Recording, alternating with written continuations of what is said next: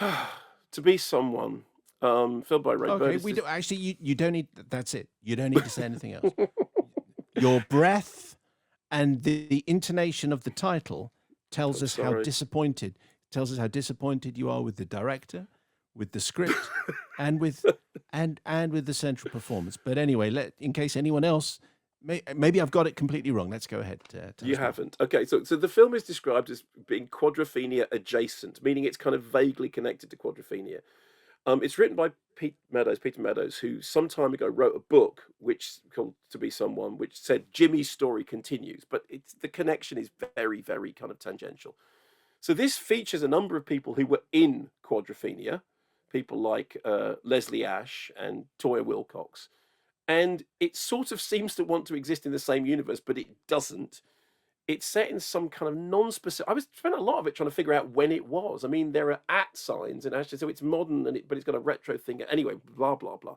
So Sam Gittins is Danny, who is a club-running scooter enthusiast who unexpectedly and zanily finds himself in the middle of this leery drugs and geezers caper that looks like something Guy Ritchie wrote on the back of a fag packet and then just sort of left out. The plot basically revolves around Danny having to use a scooter meeting on the Isle of Wight to get a bunch of lethal pills to his nemesis, who's got one of those geezery names or something. Here's a clip. We've got Mad Mike, we've got the Yardies, and we've got Bent Coppers.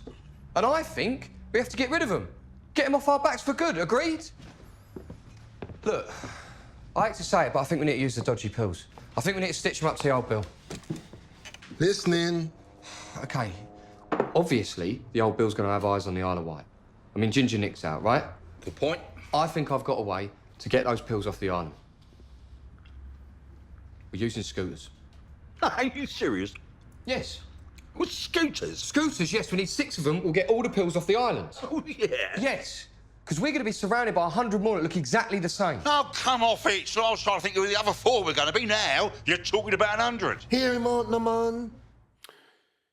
Yeah. Well, it's worth noting that when they first talked about the film being made, Bill Kerbishley, who's a producer of Quadrophenia, dismissed the whole idea of it happening as a karaoke sequel, although the film is not a sequel. And he said, Quadrophenia is a significant film based on the Who's music, not some carry-on franchise. And in a way, that carry-on franchise is exactly what this feels like, with a touch of Scooby-Doo and a bunch of second stringers from Quadrophenia doing this kind of sub-Guy Ritchie shtick. There was one point when they announced that Phil Daniels was in it, but he isn't. I think the problem for me is, well, firstly, it's not a good film in any way.